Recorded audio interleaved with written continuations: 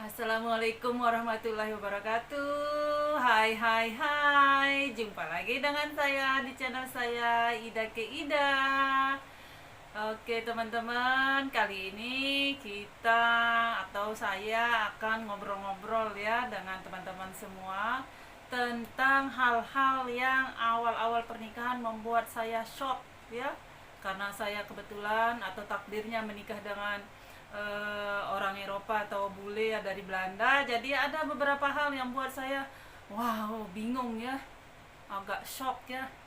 Karena biasanya kita namanya pernikahan ya menyatukan dua orang yang berbeda, dua karakter berbeda. Jangankan kita nikah sama apa namanya orang luar ya, kita menikah dengan sesama orang Indonesia atau sesama daerah saja pasti ada aja ya yang buat kita shock ya. Apalagi ini kita menikah atau saya menikah dengan orang dari luar yang adat dan kebiasaannya pastinya berbeda jauh dengan adat kebiasaan kita orang timur ya teman-teman. Untuk lengkapnya ceritanya tonton terus tayangan ini sampai selesai. Dan yang baru bergabung, saya berterima kasih sekali buat kalian yang mau tekan tombol subscribe di bawah pojok ini ya. Padankan. Oke teman-teman, saksikan terus. Baiklah teman-teman semua, sebelum saya mulai cerita-ceritanya, ngobrol-ngobrolnya, saya pakai kacamata yang berbeda teman-teman hari ini. Suami saya tidak suka ngelihat saya pakai kacamata ini, katanya saya kelihatan tambah galak. Takut sekali deh, tambah takut dia kalau saya pakai kacamata ini, katanya serem. Oke teman-teman, apa saja sih yang buat saya awal-awal pernikahan itu shock ya dengan kebiasaan dan adat atau yang sudah menjadi tradisi bagi suami saya. Padahal suami saya itu tinggalnya di Indonesia ya, tetapi karena kebiasaannya itu jadi saya juga kaget ya. Kebiasaan apa saja? Yang pertama ya teman-teman, yang pertama itu kebiasaan kalau keluar makan ya. Kalau keluar makan sama saya sih enggak masalah ya. Yang masalahnya adalah saat keluar makan dengan temannya ataukah dengan keluarganya ya. Itu kaget bener teman-teman ya. Kagetnya kenapa? Kagetnya begini teman-teman. Jadi kalau keluar sama teman-temannya, biasanya kadang temannya bawa istrinya, saya juga suami saya bawa saya ya, ajak saya ikut gitu. Terus kita pesen makanan ya, kita pesen makanan semua suka-suka lah ya. Nah pada saat membayar, misalnya di situ ada 3 pasangan misalnya ya. Nah pada saat membayar mereka bayar sendiri-sendiri teman-teman ya. Jadi ada 3 pasangan berarti ada 3 bill, ada 3 nota pembayaran. Itu buat saya shock teman-teman. Saya yang kaget, ya ampun, ini apa ini kok bayar sendiri-sendiri gitu ya. Kan biasanya kita kalau keluar makan sama teman-teman ya, kalau kita orang Indonesia ya, saling ini ya, saling rebutan, udah saya yang bayar, dia saya yang bayar, pokoknya kayak kayak mau berantem aja ya untuk bayar ya. Nah itu bedanya, mereka santai aja makan pesen sesukanya, tapi pas bayar bayar sendiri-sendiri. Ya ampun, itu benar-benar buat saya shock ya. Tetapi itu belum shock-shock sekali teman-teman. Yang paling shock adalah pada saat keluar sama anak dari suami saya ya. Karena waktu saya menikah itu suami saya itu sudah pernah menikah sebelumnya sama juga dengan saya ya. Jadi waktu anaknya berkunjung ya, anaknya berkunjung membawa apa namanya, mengajak keluarganya juga. Jadi kita keluar makan malam gitu ceritanya ya. Jadi suami saya bilang, Ida kita keluar makan malam, nanti malam jadi nggak usah masak ya, karena anak saya kepingin makannya di daerah wisata di Senggigi ya. Oke, no problem gitu ya. Asik nih keluar makan malam. Nah di sana, sampai di sana ternyata anaknya sama keluarganya sudah ada. Jadi kita datang langsung aja, kamu order dah, order, kita pesen makan. Pada saat bayar Ternyata sama teman-teman, itu super duper shock saya. Anaknya bayar sendiri, bapaknya bayar sendiri. Jadi ya ampun, yang kaget. Wah, kalau di kita kan nggak begitu ya teman-teman, apalagi orang tua ya. Orang tua kita, apalagi kita sudah bekerja, terus ketemunya jarang-jarang. Pas ketemunya janjian untuk makan malam, tau-taunya bayarnya sendiri-sendiri. Itu betul-betul, ya ampun, saya yang kaget. Ya ampun, kalau di Indonesia sudah anak durhaka itu ya teman-teman ya. Tapi dia cuek aja. Kenapa anak saya harus bayar, katanya ya? Karena yang makan kan saya mampu untuk bayar makanan saya. Iya, tapi bukan masalah mampu atau tidak, ini masalah apa ya, ya sebagai baktinya anak lah ya, kalau gaya orang timur ya. Terus tapi suami saya ngotot, enggak, kita terbiasa seperti ini, katanya. Oh ya Allah, kaget betul-betul teman-teman semua ya. Jadi itu adalah hal pertama, di antara beberapa kejadian-kejadian atau kebiasaan-kebiasaan yang membuat saya shock. Teman-teman semua, yang berikutnya adalah kebiasaan bule atau orang-orang Eropa atau Barat itu yang mandiri ya teman-temannya. Ya mungkin sih tidak semua ya, tetapi apa namanya, kebanyakan lah ya. Kemandirian mereka, kok belepotan sih, kemandirian mereka ya. Jadi kejadiannya seperti ini teman-teman ya. Waktu itu saya dapat operasi teman-teman, jadi harus tinggal di rumah sakit kurang lebih 6 hari ya. Nah, pada saat operasinya sih suami saya, keluarga saya datang ya, menemani gitu, menunggu. Nah, pada saat sudah selesai operasi, kan harus rawat inap itu teman-teman 6 hari ya. Jadi suami saya nggak nungguin di rumah sakit. Alasannya, kenapa saya harus menunggu, saya nggak bisa mengerjakan apa-apa, yang bisa membantu kamu adalah dokter, perawat. Terus kalau logikanya sih iya sih ya, tapi kan aduh, merana sekali ya, diam di rumah sakit, terus lagi baru selesai operasi. Terus suami ndak nemenin di rumah sakit, kayaknya gimana, shock sekali teman-teman ya.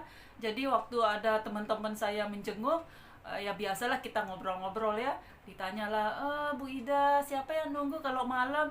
Oh sendiri Bu, sendiri Pak. Hah? Sendiri? Iya sendiri, selama 6 hari itu ya sendiri, siang malam ya pagi ya sendiri ya. Jadi kalau suami mau menjenguk, dia nelpon dulu, ya, Ida bagaimana? Apakah bisa saya jenguk? Oh my god. Seperti itu teman-teman. Nanti ya karena saya sudah tahu kebiasaannya begitu, ya udah, kalau saat itu saya kepingin tidur, saya jawab aja, jangan dulu lah, saya kepingin tidur, seperti itu ya. Jadi oke, no problem, nanti saya datang pada saat kamu sudah bangun aja, nanti telepon ya. Nah seperti itu teman-teman. Nggak shock nggak kita ya, shock nggak teman-teman kalau seperti itu kenyataannya. Jadi itu betul-betul yang seperti kata teman saya, oh saya nggak mampu kalau punya suami begitu Bu, saya bagaimana ya. Pasti saya nangis-nangis terus. Tapi saya bawa santai aja sih teman-teman. Memang benar sih kata suami saya, kalau butuh sesuatu kan tinggal tekan belnya ya, nanti perawatnya datang ya. Jadi selama 6 hari itu benar-benar perawat yang merawat saya. Jadi kalau saya butuh sesuatu, tekan bel, Mbak, saya mau ini Mas, saya mau itu misalnya ya. Jadi seperti itu. Dan pada saat suami saya menjenguk, ceritanya kan, kita kan orang Indonesia biasanya rasa ketergantungan ya sama keluarga, sama orang lain tuh tinggi ya, karena mungkin rasa kekeluargaan kita juga tinggi. Jadi waktu suami saya datang jenguk, saya ceritanya mau manja-manja gitu udah ceritanya ya. Karena tangan saya di sebelah kanan ada infus, ada apa lagi namanya, ada apa, transfusi darah. Jadi tangan kanan saya bebas ya, bisa bergerak. Nah pada saat itu saya bilang sama suami, saya kepingin makan siang waktu itu ya, saya ingat sekali. Saya bilanglah pada suami, Hans, tolong dong suapin saya kepingin makan, saya bilang. Terus jawabannya buat shock teman-teman. Tahu apa jawabannya? Dia bilang, kamu kan bisa suap sendiri, tangan kanan kamu kan nggak bermasalah, bebas. Yang ditransfusi sama infus kan tangan kirimu. Coba teman-teman bayangkan seandainya kalian di posisi saya. Oh ampun, itu betul-betul oke dah, akhirnya saya makan sendiri teman-teman. Ya mungkin ada beberapa orang barat yang tidak seperti suami saya ya, tetapi sepertinya kebanyakan ya mereka mandiri seperti itu karena sudah terbiasa teman-teman. Jadi tidak manja seperti kita kan. Kalau kita dirawat inap di rumah sakit sebenarnya bisa jalan sendiri ya, tapi saya mau ke toilet, jadi keluarga wah ya, mau ke toilet, jadi dipapah lah ya begitu. Jadi seperti itu teman-teman, rasa mandirinya sama juga kalau suami saya ke rawat inap di rumah sakit, jadi dia betul-betul mandiri, jadi tidak ada yang saya repotin, tidak ada harus saya misalnya dia mau buang air kecil harus dipapah lah apa. Selama dia masih bisa jalan, dia jalan aja sendiri. Jadi malah kesannya kok kayaknya cuek gitu ya, kayaknya tidak perhatian ya, tetapi ya begitulah yang adanya ya, memang begitu ya. Sampai keselak, adanya memang begitu ya teman-teman ya. Itu buat saya shock yang kedua teman-teman. Yang ketiganya adalah yang buat saya shock juga adalah sebenarnya bukan untuk saya sih ya, tapi untuk orang-orang yang di sekitar saya, untuk keluarga-keluarga atau teman-teman dekat ya. Agak kasihan juga sih ya, tapi mau bagaimana, itu sudah menjadi aturan dari atau kebiasaannya suami saya. Jadi kalau mau berkunjung itu baiknya atau disarankan untuk memberitahu sehari sebelumnya lah minimal ya, atau beberapa jam sebelumnya. Jangan muncul tiba-tiba di gerbang ya. Itu adalah kebiasaan yang awal-awal nikah itu buat saya agak shock juga ya, karena saya harus meminta permakluman dari keluarga, dari teman-teman juga untuk masalah ini ya. Logikanya sih bagus ya teman-teman, karena kan kadang-kadang kondisi kita ya tidak selalu lagi bagus ya kondisinya. Bisa jadi mungkin saat itu sedang kurang sehat, lalu tiba-tiba datang tamu atau datang keluarga, kan kita jadinya tidak maksimal ya dalam berkomunikasi, dalam saling sharing ya, seperti itu. Nah itu adalah hal yang kadang yang awal-awal itu buat saya agak shock juga ya. Jadi ceritanya begini teman-teman, ada kejadian sekali, namanya kita orang Indonesia kan apalagi keluarga ya, apalagi teman dekat, kalau mau datang berkunjung ya datang aja ya. Siapa sih kayak orang penting aja ya, kayak artis aja pakai harus buat janji, seperti mau ketemu menteri aja harus buat janji ya. Seperti itu pemikiran saya awal-awalnya ya teman-teman ya. Kemudian ada sekali kejadian, keluarga saya datang berkunjung. Nah berkunjungnya itu tanpa pemberitahuan sebelumnya teman-teman. Nah dari sore itu saya sudah menyiapkan makan malam ya. Jadi kita kalau makan malam itu enggak buat seperti orang tua saya, kalau buat makanan itu dari pagi buat terus sampai untuk nanti malam ya. Jadi jumlahnya banyak gitu ya.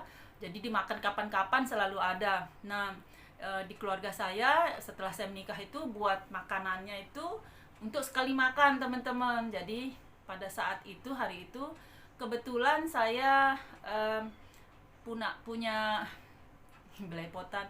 Kebetulan saat itu saya punya menu adalah spaghetti hanya yang memakai tomat ya teman-teman. Nah saya masak ya untuk 2 porsi ya, untuk saya dan suami saya ya. Nah kebetulan waktu itu saat suami saya mau pergi sholat maghrib, jadi mengharuskan dia untuk keluar rumah. Jadi dia kaget waktu keluar rumah, di gerbang ada seseorang ya, dua orang ya, ada 2 orang. Terus suami saya teriak, Ida, somebody in front of the gate, Ida ada orang di gerbang gitu ya. Terus aduh siapa ini, terus Saya balas aja, siapa? Saya bilang, nggak tahu, kamu datang ke sini, kamu lihat sendiri gitu kan. Aduh, siapa ini, maghrib datangnya, saya lagi sibuk kan, lagi sibuk mau prepare makanan, makan malam ya. Akhirnya ya udah, pakai pakaian lengkap, kayak jilbab, keluar.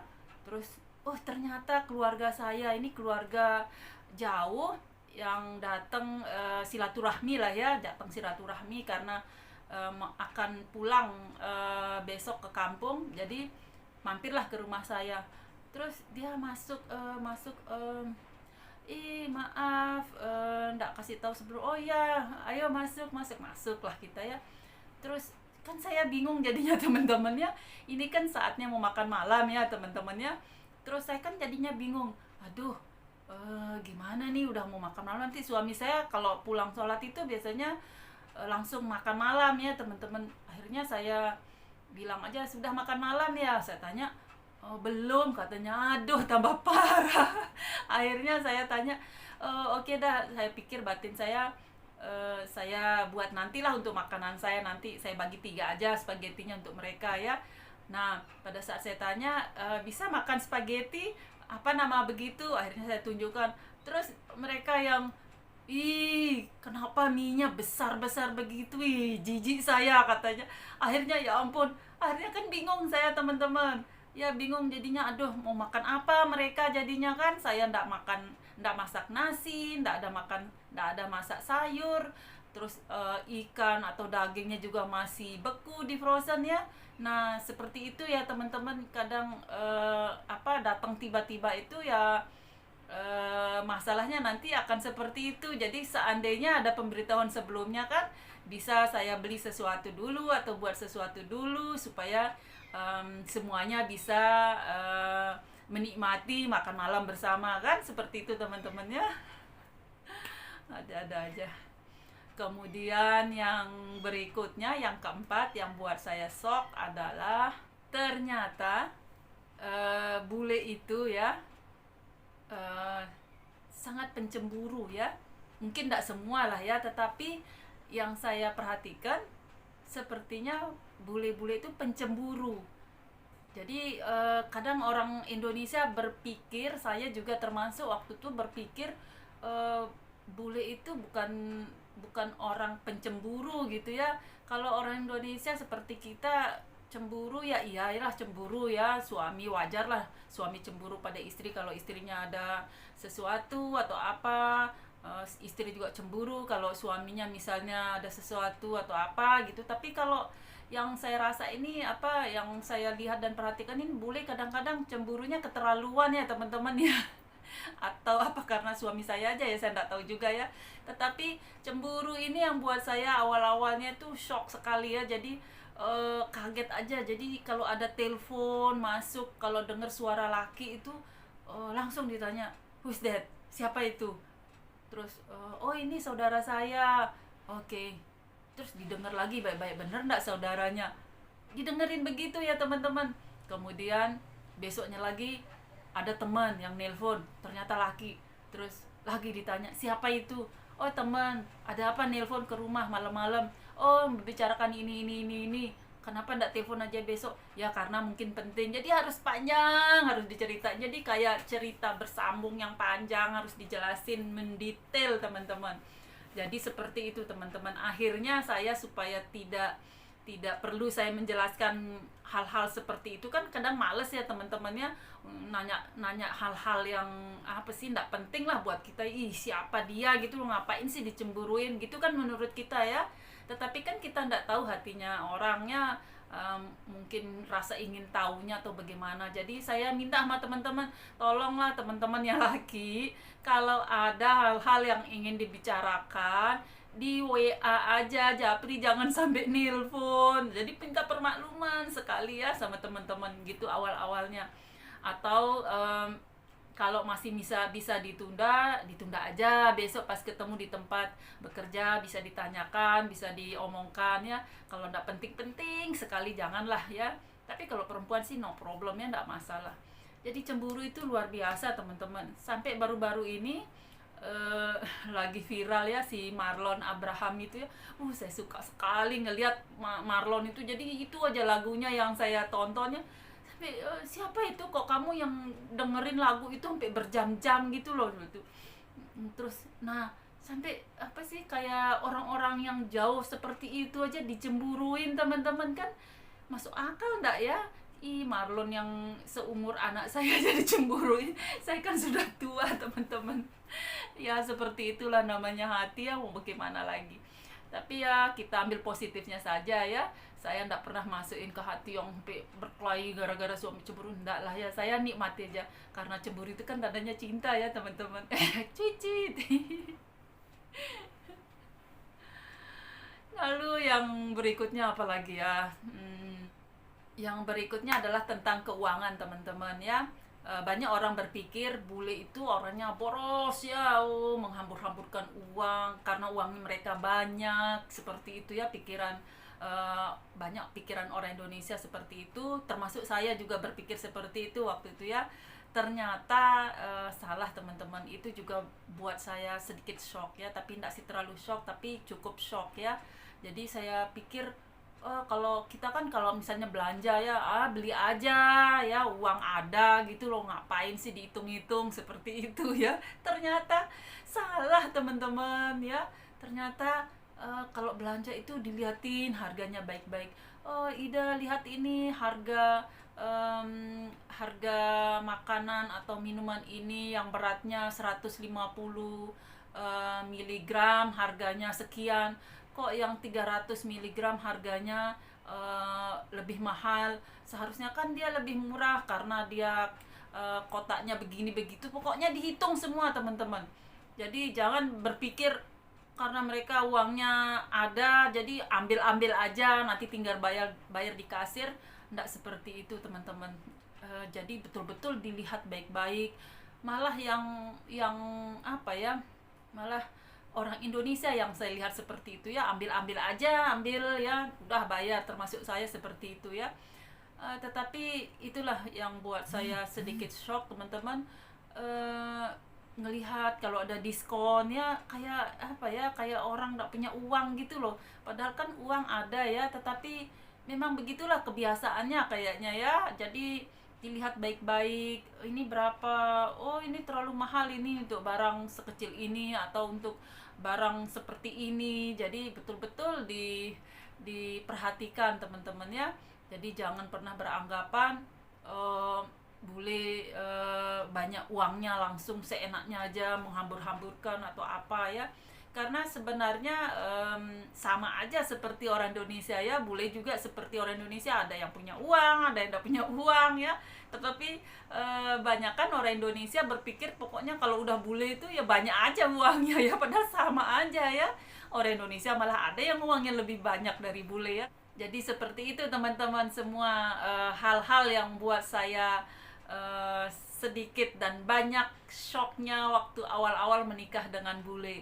Nah, untuk teman-teman yang ada rencana atau sudah dekat dengan bule ya, harus kuat-kuat perasaan, kuat-kuat iman supaya tidak meledak-ledak marahnya ya. Namanya perkawinan campur ya, perkawinan yang beda culture ya, beda kebiasaan, itu betul-betul kita harus saling memahami ya teman-teman semua ya, supaya pernikahan dan kehidupan berumah tangganya bisa sama-sama dinikmati teman-teman.